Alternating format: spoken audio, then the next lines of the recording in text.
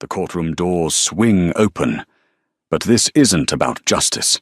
It's about survival. Coraline Thorne is fighting for her freedom from a man who promised her the world, but gave her a gilded cage. He's rich, powerful, and dangerously charming. But in 1 second, he's about to make the biggest mistake of his life. He's about to show the courtroom, and the world, the monster he keeps hidden behind closed doors. What he doesn't know is that the man sitting in the high chair, the man holding the gavel, is the one person he never, ever should have crossed. The silence in the Denver mansion was a specific kind of silence. It wasn't peaceful. It was the held-breath quiet of a forest waiting for the predator. Coraline Thorne, she still used his name for now, stood in the marble entryway, her hand frozen on the cold brass handle of the front door. And where? A voice, smooth as velvet, slid down the curved staircase. "Do you think you're going?" Coraline flinched, a movement so practiced it was barely perceptible. She turned, forcing a placid smile. "Just to the gallery, Vianne.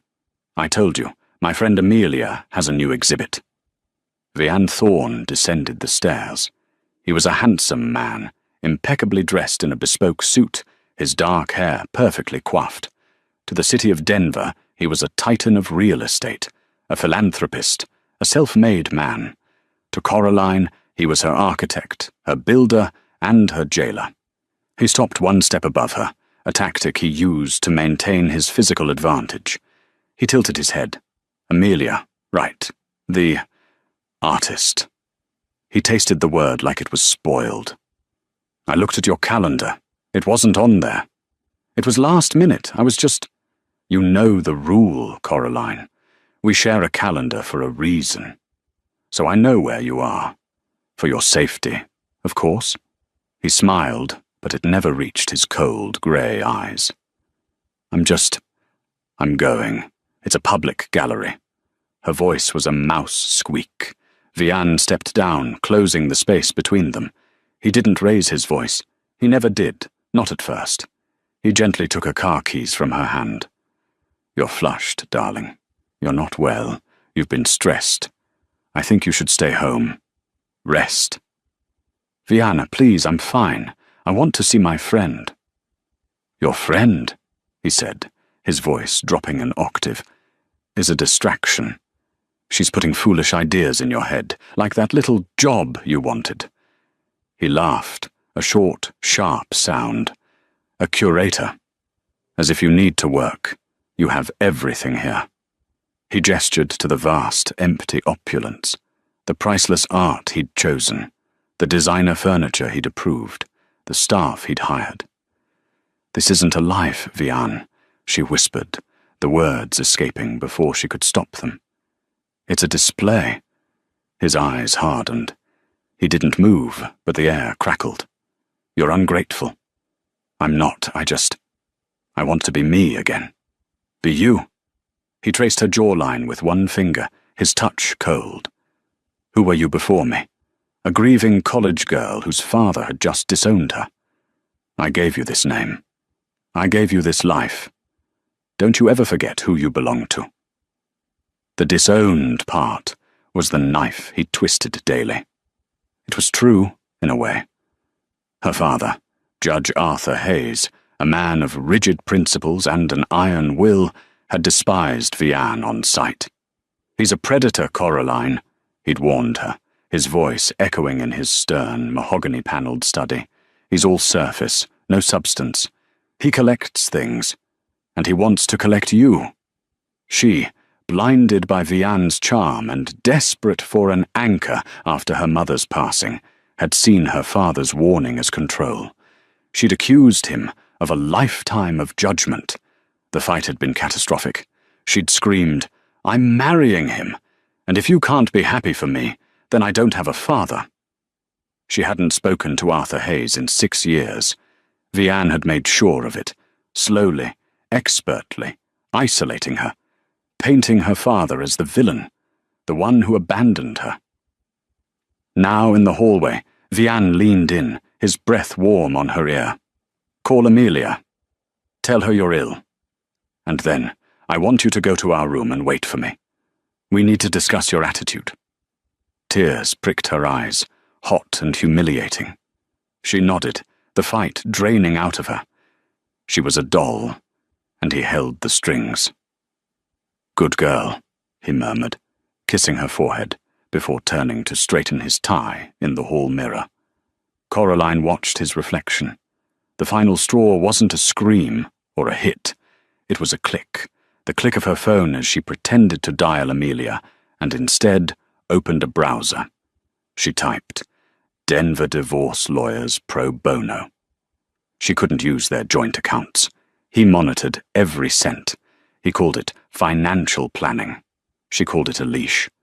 That night, after he'd given her a cold, calculated lecture on loyalty, and then demanded his rights as a husband, she waited until his breathing deepened into sleep. She crept to the guest bathroom, pulled a loose tile from behind the shower, and retrieved a burner phone and a small stash of cash she'd been skimming for a year, one $20 bill at a time. She made the call.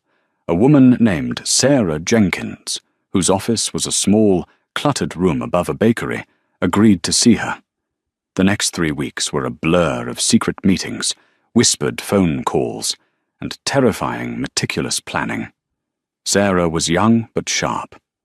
"He's a classic narcissist with extreme coercive control, Coraline. The court sees this, but you need proof. He's hidden all the assets, I guarantee it. This is going to be brutal."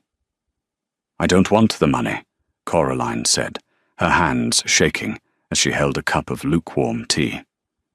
"I just want out. To get out, you need to be safe. We file for a temporary restraining order and an emergency hearing for financial support. He will fight back. He will try to destroy you."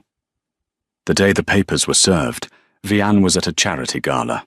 Coraline was already gone, hidden in a small, anonymous apartment Sarah had found. Vianne didn't call her. He called his lawyer. And then he sent Coraline a single text message. Not to her burner, but to her old phone, which she'd left on the nightstand. She'd driven back in a panic, fearing she'd left something crucial. The phone was there, and on its screen, a message that made her blood run cold. It was just 6 words.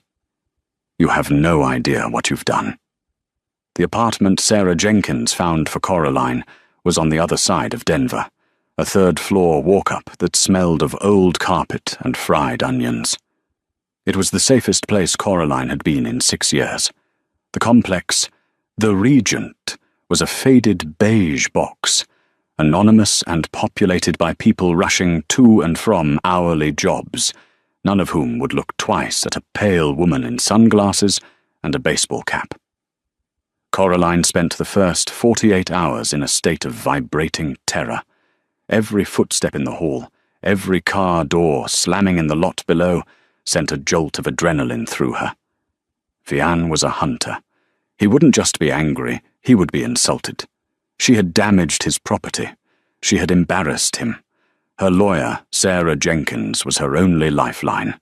Sarah was everything Vianne detested: smart, independent, and unimpressed by money. She wore sensible shoes, and her brown hair was always pulled back in a slightly messy bun. "Okay, Coraline," Sarah said, sitting on the apartment's lumpy sofa. She'd brought a box of files and a bag of bagels. "He's responded. As expected, he's not going to roll over." Coraline clutched her mug of tea. What did he say? His lawyer, a real shark from Thorne, Miller and Lynch. Yes, he's a partner, of course he is. Filed a response. "They claim you are emotionally unstable and prone to hysterical fantasies. They are petitioning to have your restraining order thrown out and demanding you return to the marital home." "Return? He'll kill me." "He won't," Sarah said, her voice firm. "Not literally. He's too smart for that. But he will break you. Our job is to make sure that doesn't happen. The hearing for the TRO is in 3 days. Division 12. Judge Alistair Black." "Wait, I thought you said—" Coraline's mind raced. You said Judge Black was on medical leave. Sarah sighed, rubbing her temples. He was. He was supposed to be out for another month, but his replacement, a visiting judge, had a family emergency. So the chief judge had to reshuffle the docket. We got reassigned. Reassigned? To who? Sarah checked her notes. A Judge Arthur Hayes. He's usually in the 2nd district, mostly criminal, but he's covering the domestic docket. He's got a reputation. Tough. By the book. No patience for games. Frankly, it's probably good for us. He won't be impressed by Vianne's money. Coraline's mug slipped. Tea splashed onto her hand, scalding hot, but she didn't feel it. The world tilted, a high-pitched whine filling her ears. Arthur Hayes. Coraline? Coraline, are you okay? You're as white as a sheet. My father. That's my father. Sarah's pen clattered to the floor. What? Are you serious? Arthur Hayes is your father. Coraline nodded, her body numb. We're estranged. We haven't spoken since before the wedding. 6 years. He doesn't know any of this. Sarah's legal mind was spinning. This is a massive conflict of interest. He'll have to recuse himself. The second he sees the case name Thorne via Thorne, he'll know. Or, wait. Your maiden name is Hayes. He might not make the connection until he sees you. He'll recuse himself, Coraline whispered, the reality crashing in. We'll get reassigned. It'll be delayed. Vianne will find me. Oh God, Sarah, this is a disaster. No, wait. Sarah held up a hand. Stop, let's think. This is Denver. Hayes is a common name. Thorne is not. He'll see Thorne v. Thorne. He has no reason to connect Coraline Thorne to Coraline Hayes, the daughter he hasn't seen in 6 years, who he thinks is living a life of luxury. He probably won't even read the affidavits until he's on the bench. But he'll see me, Coraline panted. Maybe. Maybe not. You'll be in the gallery, then at the plaintiff's table. He's on an elevated bench. He'll be focused on the lawyers. By the time he recognizes you, he'll recuse. But what if Vianne doesn't know? Know what? Who your father is? Did you ever tell him your dad was a judge? Coraline thought back through the fog of their early whirlwind romance. I think I said he was in government work, or legal. Vianne was never interested in my family. He only cared that I was cutting them off for him. He never met my father. Ever. He wouldn't know Arthur Hayes from Adam. A strange, dangerous stillness settled over Sarah. Okay, Coraline, this is a risk, a huge one, but it could also be an opportunity. What do you mean? The hearing is for the temporary restraining order. Vianne and his high-priced lawyer, Mr. Shaw, are going to walk in there, expecting a pushover judge they can charm. They're going to paint you as a gold-digging, hysterical woman. Vianne will put on his concerned husband face, and he'll do it with all the arrogance in the world. And we let him, Sarah said, a glint in her eye. We let him walk right into it. Your father is a fair man, right? By the book? To a fault, Coraline said bitterly. It's why we fought. His book didn't have room for a man like Vianne. Exactly. So he will be impartial. He won't give you special treatment. But he also won't be intimidated by Vianne Thorne. And he hates being lied to. We go in. We present our case. We show the judge the evidence of control. If he recuses himself, he recuses. We get a new date. But if Vianne pulls anything, if he shows even a fraction of the man you've described, in front of that judge, he'll be handing us the rope. Coraline's heart was a trapped bird in her ribs. It was insane. It was terrifying. But it was also the first spark of something other than fear she'd felt in years. It felt like fate. Okay, Coraline whispered. her voice shaking. "Okay, we do it. We walk in." The morning of the hearing, a cold, sharp November wind whipped down from the Rockies. The Denver County Courthouse was an imposing block of granite, designed to make you feel small. Coraline felt microscopic. She wore the best poor outfit she owned, a simple black dress Sarah had bought for her from a thrift store, and a plain grey cardigan. Her honey-blonde hair was pulled back. She'd lost so much weight that her wedding ring, the 5-carat diamond Vian called his investment, spun loosely on her finger. She had kept it on as evidence. Sarah met her at the metal detectors. "You okay?" "I'm going to be sick," Coraline breathed. "Deep breaths. Remember the plan. I do all the talking. You only speak if the judge addresses you directly. Answer yes or no. Be respectful. Be small. Be the victim. That's what we're here to prove you are." "Be small," Coraline repeated. "I can do that." They entered courtroom 3B. It was smaller than Coraline expected, panelled in dark wood, and smelled of floor wax and old paper. It was half full. Coraline and Sarah took the plaintiff's table on the left, and then he walked in. Vian Thorne looked like he owned the building. He wasn't in a suit. He was in a perfectly tailored cashmere blazer, dark trousers, and shoes that cost more than Coraline's apartment. He was flanked by a team of 3 lawyers, led by a silver-haired man, Mr. Shaw, who carried a briefcase that looked like it could survive a plane crash. Vian spotted Coraline. He didn't glower. He didn't smirk. He gave her a look of profound, aching disappointment. The "how could you do this to me" look he'd perfected. It was so effective, she almost believed him. He then sat down and began confidently chatting with Shaw, as if he were at a business brunch. "All rise." Coraline's stomach evaporated. She stood on trembling legs. A door to the side of the bench opened, and he walked out. Judge Arthur Hayes. He was older. The 6 years had been kind in some ways and cruel in others. His hair, once salt and pepper, was now almost entirely white. But his posture was the same, ramrod straight. The black robe settled on his broad shoulders as if it were armor. He carried an air of absolute, unassailable authority. Coraline's heart hammered. "He doesn't see me. He hasn't looked. He's looking at the papers." "Be seated," the bailiff said. "Calling the docket for Division 12, November 18th, 2025. Judge Arthur Hayes presiding." The clerk rattled off a few cases, and then, "Case 2025, DV 7724, Thorne versus Thorne, motion for temporary protection order." Coraline watched her father. His eyes scanned the file. There was no flicker of recognition. Thorne v. Thorne. It meant nothing to him. "Counsel, please state your appearances," the judge's voice boomed. It was the same voice that used to read her bedtime stories, the same voice that had yelled at her for breaking curfew. "Sarah Jenkins for the plaintiff. Coraline Thorne, Your Honor." "William Shaw for the defendant. Mr. Vian Thorne, Your Honor."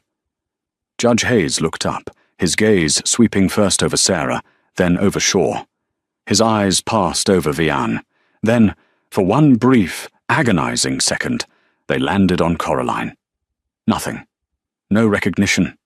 Just a blank, judicial stare. She was just another face, another broken woman in his courtroom. The relief was so profound, Coraline nearly wept.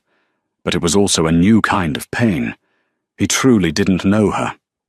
"Ms. Jenkins," the judge said, his tone clipped. "This is a motion for a TRO. You're alleging domestic abuse, coercive control, and financial imprisonment. A heavy set of claims. Please proceed." "Thank you, Your Honor." Sarah stood, calm and professional. "My client, Coraline Thorne, has been married to the defendant for 6 years.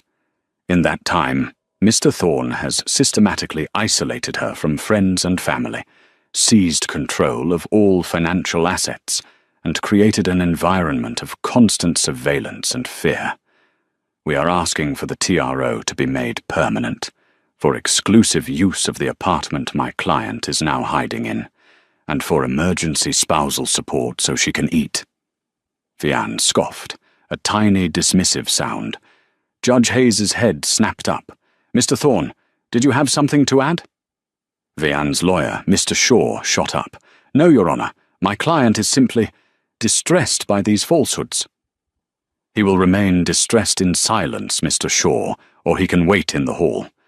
"Understood." "Yes, Your Honor," Shaw said, glaring at Vian. "Proceed, Miss Jenkins." Sarah laid it out. The phone monitoring, the calendar rules, the locked bank accounts, the way Vian had fired her one friend who worked at a gallery with her.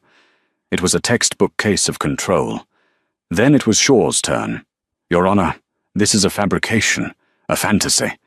Mr. Thorne is a respected member of the community. What Miss Jenkins describes is not control, it's concern." "Mrs. Thorne," he said, gesturing to Coraline, "has a history of instability. She is delicate. After a tragic estrangement from her family, she became withdrawn. Mr. Thorne has done nothing but try to protect her." "He's not protecting her, Your Honor. He's imprisoning her," Sarah countered. "Objection," Shaw thundered. "Inflammatory." "Sustained," Judge Hayes said, his face a mask of stone. "Miss Jenkins, stick to the facts." "The fact, Your Honor, is that my client is terrified. Mr. Thorne's behavior is not just controlling, it's threatening." Shaw laughed. "Threatening? Your Honor, my client has never, not once, laid a hand on his wife. Is that not correct, Miss Jenkins? Is there any allegation of physical violence in your motion?" Sarah hesitated. "No, Your Honor, but then what are we doing here?" Shaw spread his hands wide. "This is a domestic violence court, not a my husband is mean court. This is a waste of the court's time. Mr. Thorne wants his wife to come home so they can work this out. He loves her very much." Vian put his head in his hands, his shoulders shaking in a perfect pantomime of a grieving husband. Coraline felt the case slipping. Her father, the judge, looked impatient. He was a man who dealt in black and white, assault, theft, hard evidence. Coercive control was a grey fog he couldn't grasp. "Ms. Jenkins," the judge said, his voice flat, "Mr. Shaw has a point. Your allegations are serious, but they lack concrete proof. I see no police reports, no medical records. I see a joint bank account statement that shows Mr. Thorne gives his wife a $5,000 a month allowance." "Which he tracks, Your Honor," Sarah said. "She has to submit receipts." "This is thin," Judge Hayes said, closing the file. "I am not inclined to grant this. I'm going to order you both to mediation." "Your Honor!" Coraline stood up. "Coraline, no!" Sarah whispered, pulling at her sleeve. But it was too late. Everyone was looking at her. Vian, Shaw, and her father. Judge Hayes's eyes narrowed. "The plaintiff will be silent and let her counsel speak." "He's lying," Coraline said, her voice shaking but clear. "He's lying about everything. He's not concerned. He's a monster." Vian stood up slowly, his face a mask of pure fury. "Coraline, sit down. You are embarrassing yourself." "Mr. Thorne, sit down," Judge Hayes commanded. "She's unwell, Your Honor. You can see it," Vian yelled, pointing at her. "She needs help. The help I can provide." "Bailiff!" "I have proof," Coraline said, her hand diving into her purse. She pulled out her burner phone. "I have a recording." The courtroom went silent. "A recording?" Judge Hayes's voice cut through the silence. His eyes were fixed on Coraline, a flicker of something, annoyance, or perhaps intrigue, in them. Mr. Shaw was on his feet instantly. "Objection, Your Honor. This is classic trial by ambush. We have no prior discovery of this supposed evidence. It's inadmissible." "Ms. Jenkins?" the judge asked, his gaze shifting to Sarah. Sarah, recovering quickly, stood. "Your Honor, This recording was made by my client 24 hours before she fled her home. It was made in fear for her life. We haven't had a chance to formally submit it, as we were focused on her immediate physical safety. But it directly rebuts Mr. Shaw's claim that my client is unstable and that Mr. Thorne is merely concerned. Judge Hayes steepled his fingers, staring at Coraline. And what does this recording contain, Mrs. Thorne? Coraline's hand was shaking so badly she could barely hold the phone. It's from last month, when I asked if I could volunteer at the Children's Hospital. Vian, who had been standing, slowly sat down. A shadow passed over his face. He knew the recording. He knew exactly what was on it. Objection, Shaw tried again. This is a violation of wiretapping statutes. Was my client aware he was being recorded? Colorado is a one-party consent state, Mr. Shaw. I'm sure you know that, Judge Hayes said, his voice laced with acid. I'll allow it. Ms. Jenkins, bring the device to the clerk. We'll play it over the system. No, Vian said. It wasn't a shout. It was a guttural command. Judge Hayes ignored him. Sarah took the phone from Coraline's trembling hand and gave it to the bailiff, who plugged it into the courtroom's audio system. Sarah pressed play. At first, there was just a rustle. Then, Coraline's voice, tentative. I just think it would be good for me, to get out, to help. Then, Vian's voice. It was not the smooth, charming voice the court had heard. It was a low, venomous growl that made the air in the room turn cold. Help. You want to help? You are a piece of decoration, Coraline. You are an asset. You are my wife. You will not be seen scrubbing floors or wiping noses like some common... You will be here. You will be beautiful. And you will be silent. Do you know what I did to get this life? Do you have any idea the things I've done? You will not ruin it for me by playing commoner. If I ever hear you mention this again, I will take you to that clinic in Switzerland, the one for exhaustion, and I will leave you there. I will tell them you are suicidal. I will tell them you are insane. And they will believe me, because I am Vian Thorne. And you are nothing. You are nobody. You don't even have a family anymore. The recording clicked off. A heavy, toxic silence filled the courtroom. Mr. Shaw was staring at his legal pad, his face pale. The clerk looked ill. Judge Hayes was completely, utterly still. He was staring at Vian Thorne, his face carved from ice. He hadn't looked at Coraline. Not once. Coraline, breathing heavily, finally looked at her husband. Vian was no longer the charming philanthropist. His mask was gone. His face was a dark, mottled red. His eyes were not on the judge. They were locked on Coraline. It was a look of pure, unadulterated hatred, a look that promised retribution. So, Judge Hayes said, his voice dangerously quiet. That is your concern, Mr. Thorne. Before Shaw could even think to object, Vian stood. He moved with a speed that was terrifying. He took 2 long strides towards the plaintiff's table. You bitch, he hissed. Sarah jumped up. Your Honor! The bailiff moved, but Vian was faster. He was not aiming for Sarah. He was aiming for Coraline. He didn't punch her. He did what he always did. He asserted his control. He raised his hand and slapped her, hard, across the face. The sound was a sickening crack that echoed in the stunned silence of the courtroom. Coraline stumbled back, her chair crashing to the floor. The side of her face exploded in white-hot pain. She fell against the bar, gasping. Time stopped. The bailiff, a big man named Officer Riley, shouted, "No!" and lunged, grabbing Vian from behind in a bear hug. Mr. Shaw dropped his pen.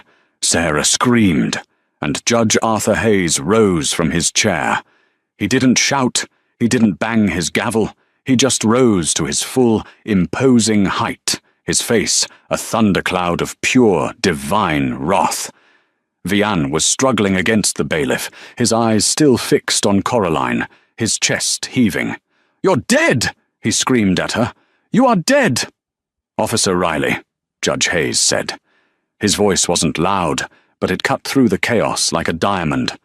"Put that man in restraints. Now." "Yes, sir." The bailiff and his partner, who had just burst through the side door, slammed Vian face first onto the defendant's table, clearing files in a rush. They cuffed his hands behind his back with brutal efficiency. "This is an outrage," Vian bellowed, his voice muffled by the wood. "You can't do this. I am Vian Thorne. Shaw, do something." Mr. Shaw looked like he wanted to crawl under the table. Your Honor, my client, he's distraught." Judge Hayes slammed his gavel down. Once. The sound was like a gunshot. Bang. The courtroom fell into absolute, terrified silence. Even Vian stopped struggling. Judge Hayes pointed a shaking finger at Vian Thorne. "Mr. Thorne," he began, his voice a low, terrifying rumble. "You have just in a court of law, in front of multiple witnesses and officers of said court, committed aggravated battery and assault." He then looked at his clerk. "Madam Clerk, please note the time. Please also note the defendant's multiple threats against the plaintiff." He turned his gaze back to Vian, who was now being hauled to his feet by the bailiffs, his expensive blazer ripped. "You, sir," the judge continued, "are a fool. You are an arrogant, narcissistic fool. You walked into my courtroom believing your name and your money would protect you." He paused, his eyes sweeping over the room, before they landed, finally, on Coraline. Coraline was on her feet, holding her hand to her bright red cheek, tears streaming down her face. She wasn't crying from the pain. She was crying because, for the first time, she wasn't looking at a judge. She was looking at her father. And her father was looking back at her. The judicial mask was gone, replaced by a look of such profound, agonizing recognition and protective fury that it took her breath away. "You came in here," Judge Hayes said, his voice now cracking with a carefully controlled emotion, "and you slandered this woman. You called her unstable. You called her a liar." He looked at Vian, his eyes black pools of rage. "You, Mr. Thorne, have no idea what you've done." He used Vian's own words against him. "Your Honor, please," Shaw begged. "A misunderstanding. The stress." "Silence, Mr. Shaw. You can speak at your client's arraignment." He looked at the bailiffs. "Officer Riley, take Mr. Thorne to holding. He is remanded without bail on charges of aggravated assault, battery, and contempt of court. A lot of contempt." "You can't do this," Vian shrieked as they dragged him toward the door. "You don't know who I am." Judge Arthur Hayes leaned over the bench. His voice was low, but every person in the room heard him. "Oh, I know exactly who you are, Mr. Thorne. You're the man who just slapped my daughter." The courtroom held its breath. Mr. Shaw's jaw unhinged. The court reporter's fingers froze over her keys. Vian, halfway through the holding door, stopped struggling and turned, his face a mask of complete, horrified disbelief. "You're... what?" Vian whispered. Judge Hayes looked at Coraline, his expression softening for one fraction of a second before hardening again as he addressed the room. "This court is in recess," he announced, his voice shaking with restrained adrenaline. "And I am, as of this moment, recusing myself from case 2025 DV-774 on the grounds of a profound and undeniable personal conflict."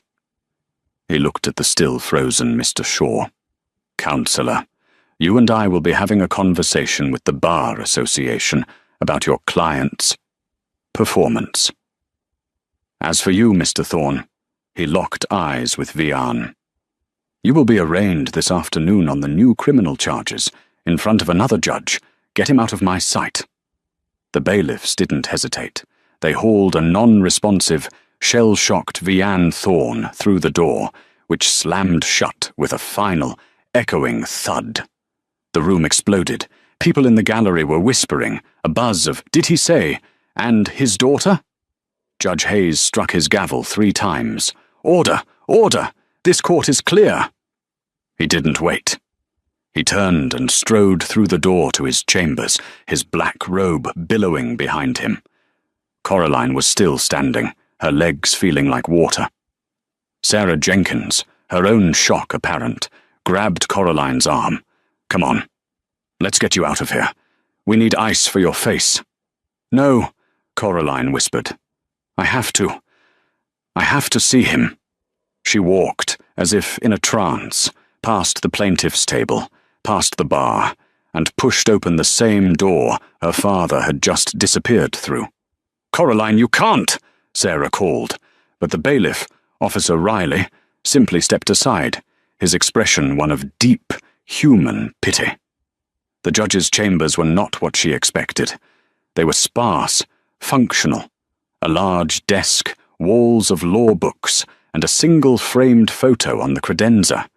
It was Coraline at age 16, on a horse, smiling, her arm around her mother.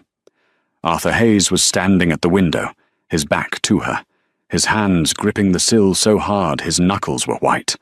The robe was still on, a symbol of an authority that now seemed so fragile. "Dad." The word was a tiny, broken sound. She hadn't said it in 6 years. He didn't turn. His shoulders hitched. Once, twice. "You should have come to me, Coraline," he said, his voice thick. "Why didn't you come to me?" You told me I'd made my bed," she whispered, the memory of their last, terrible fight fresh as the sting on her cheek. "You told me if I married him, I was on my own." "I was a fool," he said, his voice ragged. He turned around, and the sight of him broke her. The stoic, iron-willed judge was gone. Her father's eyes were red, tears streaming unchecked down his face. "I was a proud, stubborn, stupid fool. I was trying to scare you, to protect you. I thought if I was hard enough, you'd see. I never thought."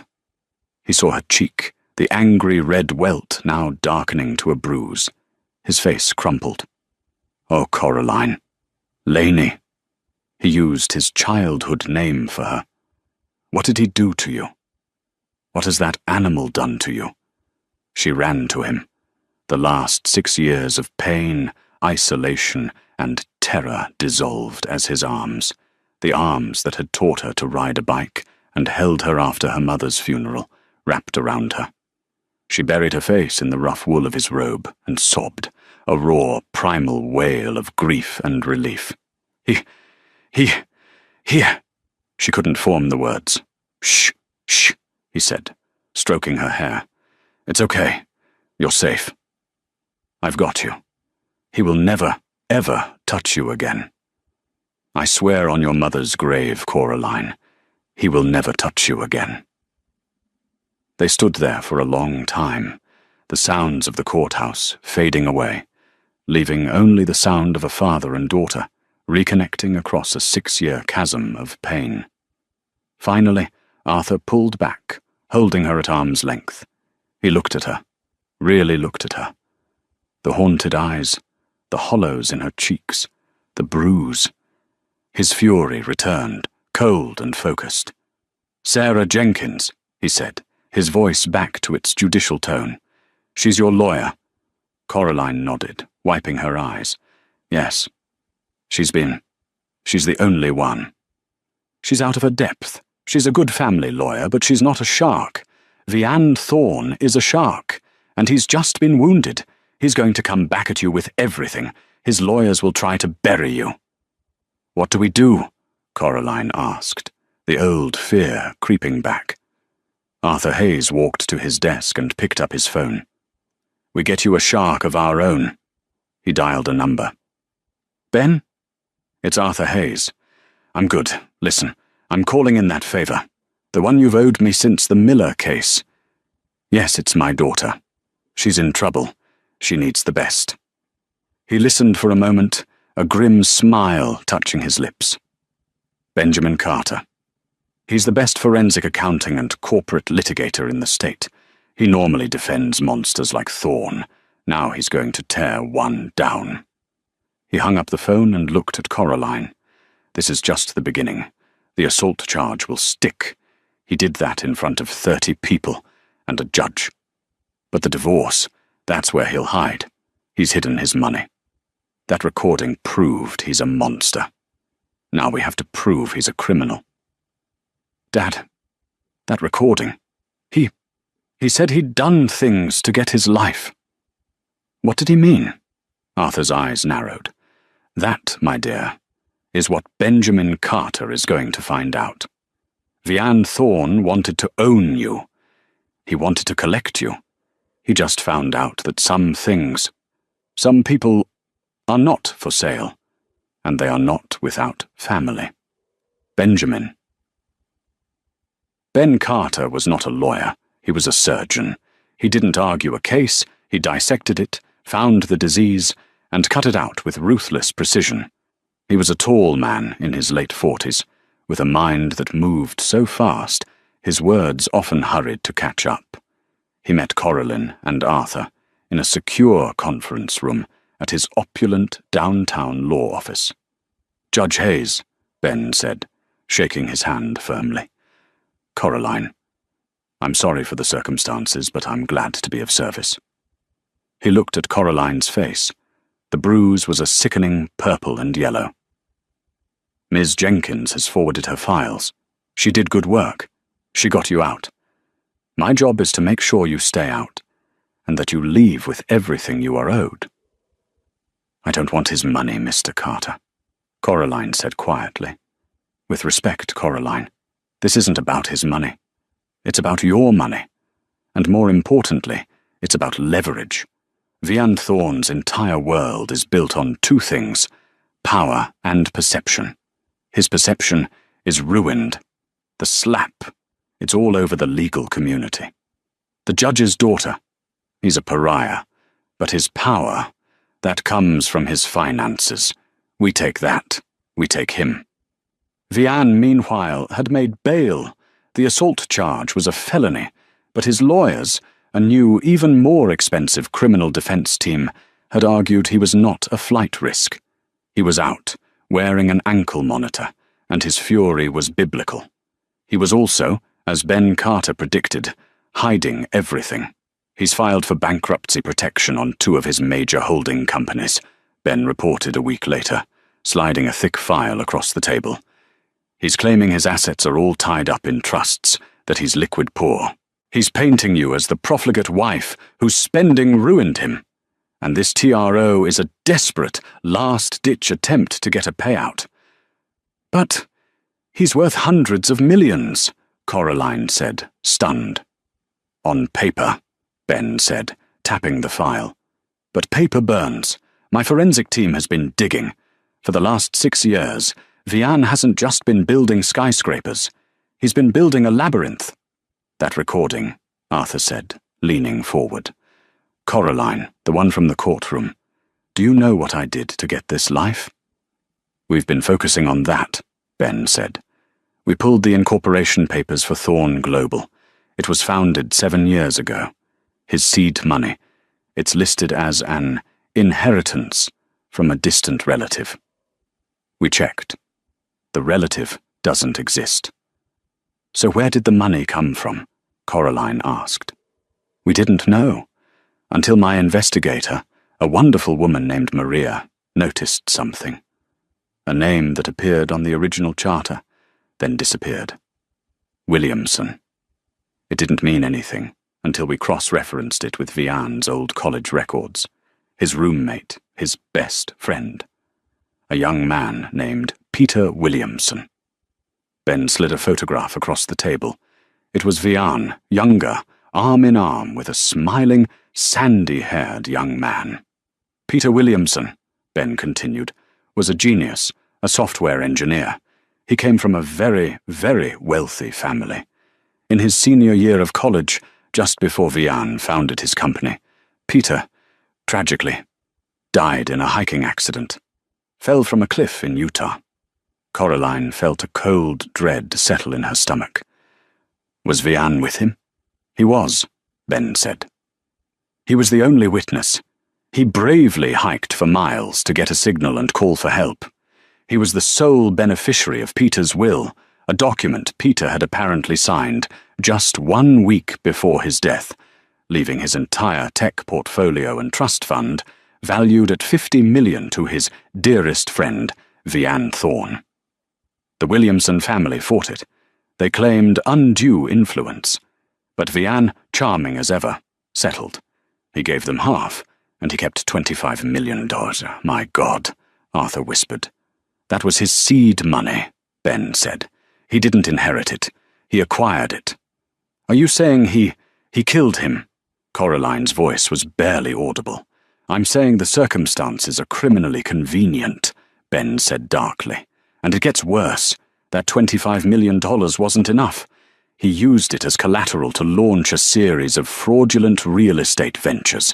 He was running a classic Ponzi scheme, taking money from new investors to pay off the old ones, all while living like a king. The entire Thorne global empire. It's a house of cards, and you, Coraline, were the queen he put on top of it. Coraline finally understood. The control, the isolation, the terror of her ruining it for him. He wasn't afraid I'd leave him, she said, the realization dawning. He was afraid I'd talk, afraid I'd stumble onto what he was.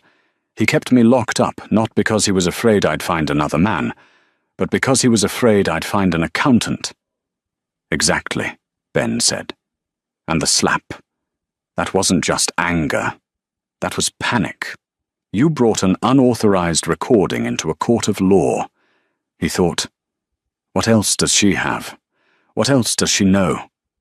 He lost control because he saw his entire world, the fraud, the lies, maybe even the murder, flashing before his eyes. So what now? Arthur asked.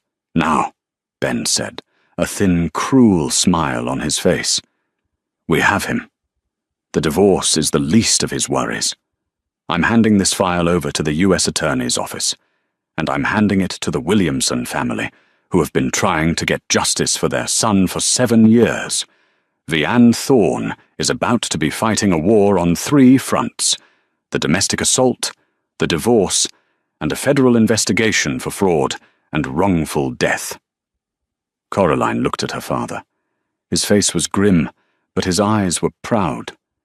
He said I was nothing, Coraline said to Ben. He said I was nobody. He said I didn't even have a family anymore. Well, Ben Carter said, closing his briefcase. He was wrong about that. The next 6 months were a blur of depositions, federal indictments, and front-page news.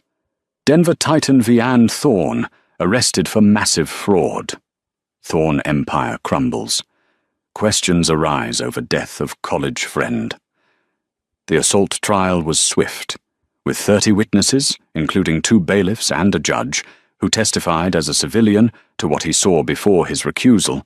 It took the jury 45 minutes. Vian Thorne was found guilty of aggravated assault and battery. He was sentenced to 2 years, but the judge postponed the sentence pending the outcome of the federal fraud trial. That was where Ben Carter truly shone. The federal trial was a slaughter. Ben, working with the U.S. Attorney and the Williamson family's lawyers, unraveled Vian's entire life.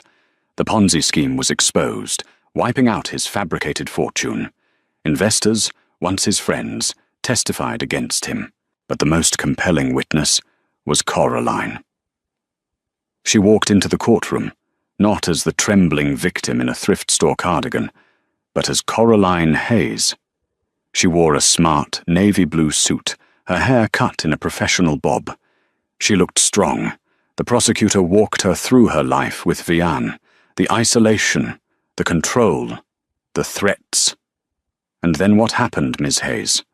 The prosecutor asked. And then, Coraline said, her voice clear and strong. He threatened to have me committed if I ever tried to have a life of my own. He told me I was nothing. He told me he'd done things to get his life, and I would not ruin it. And you believed him? Yes. I was terrified. Then, Vian's defense attorney, a new man who looked exhausted, stood up for cross-examination. Ms. Hayes, isn't it true you were angry? Estranged from your father, desperate for money? Isn't it true you fabricated this entire story of control to get a bigger divorce settlement? Coraline looked him in the eye. I didn't have a divorce settlement. I filed with a pro bono lawyer. I fled my home with $80 and a burner phone. I wasn't after his money. I was after my life. And this slap in the courtroom. You provoked him, didn't you? You brought in an illegal recording. It was not illegal. And I did not provoke him. I exposed him. He did the rest himself. You hate him, don't you? The lawyer pressed. Coraline paused. She looked for the first time at Vian. He was sitting at the defense table, a broken man. He'd aged 20 years. His charisma was gone, replaced by a sullen, desperate fear. No, Coraline said, her voice softening. I don't hate him. I pity him. He had to build an empire of lies to feel like a man. He had to trap a woman to feel strong. He had to threaten and steal to feel rich. He wasn't a titan. He was just a hollow, terrified man. And I'm not his victim anymore. She turned to the jury. I'm a survivor. The verdict was a foregone conclusion. Guilty, on all counts of fraud, wire fraud, and conspiracy. The judge, citing the extreme and predatory nature of his crimes, sentenced him to 45 years in federal prison. The assault sentence would be served concurrently. The Williamson family, while never getting a murder conviction, had gotten justice. Vian would die in prison. As he was led out in handcuffs, his eyes met Coraline's. There was no hatred left, just a vast, empty void.